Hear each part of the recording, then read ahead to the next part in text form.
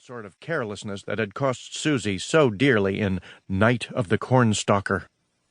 Arthur turned the corner and saw the library ahead of him. Oh, no!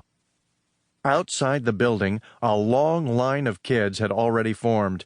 It snaked down the stairs and along the sidewalk. Hi, Arthur. Over here. At the end of the line, Francine, Buster, Sue Ellen, and the Brain were waving to him. Arthur trudged over to join them. The line was so long. It was unbelievable. Guess we should have met earlier, said Francine. Yeah, said the Brain. Like just before dawn. Hey, said Buster, let's not jump to conclusions. Who knows? Maybe they're just all here to study.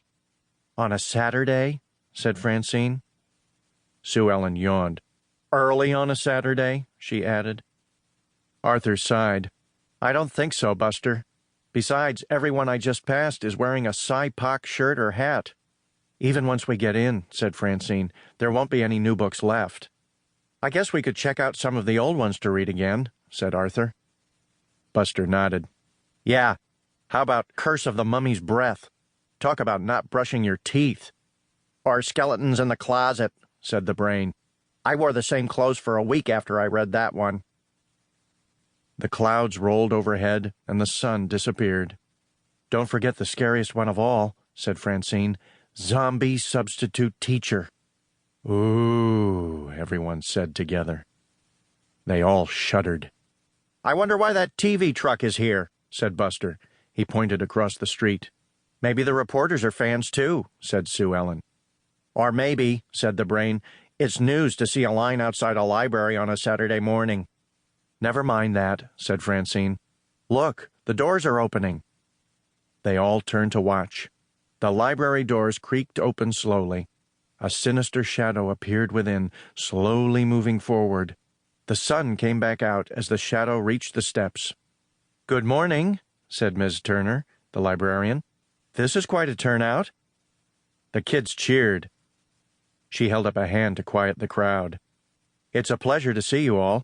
However, I have some bad news. Anyone who has come to check out the new Scare Your Pants Off Club book today will be unable to do so. In fact, all of the books in that series have been removed from our shelves until further notice. The kids were stunned. They let out a shriek of disbelief. I've been waiting for an hour. No fair. What happened? Miss Turner held a finger to her lips.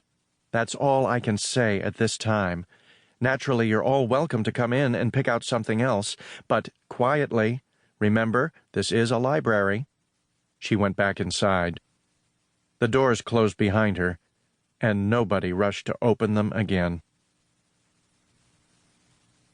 Chapter 3. I don't get it, said Arthur as the kids walked away. Who would want to get rid of our books? Not all our books, Francine reminded him. Just the Scare Your Pants Off Club books. Why pick on them? Asked Buster. Nobody had a quick answer. Hey, said Sue Ellen. Look at that. She pointed to a TV store across the street. The Cy-Pock logo filled the screen. Everyone crossed the street to find out what was going on.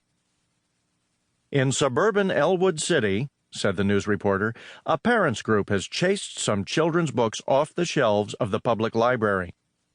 The picture showed the library and all the kids waiting in line. That's us, said the Brain. How did we get on TV so fast? Asked Buster.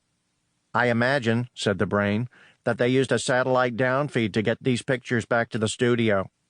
Shh, said Francine. I want to hear the rest. The parents' group, called PAWS, Parents Against Weird Stories, says the scary stories are bad for kids. We tried unsuccessfully to reach E.A. DePoe, the author of the books, for comment.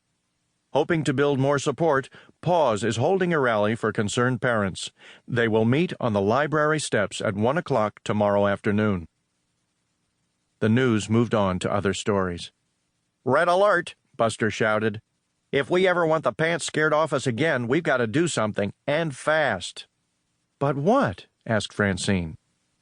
The Brain scratched his head. Generally speaking, he said, minors have limited access to legal recourse or arbitration. Which means, said Arthur, that there isn't much we can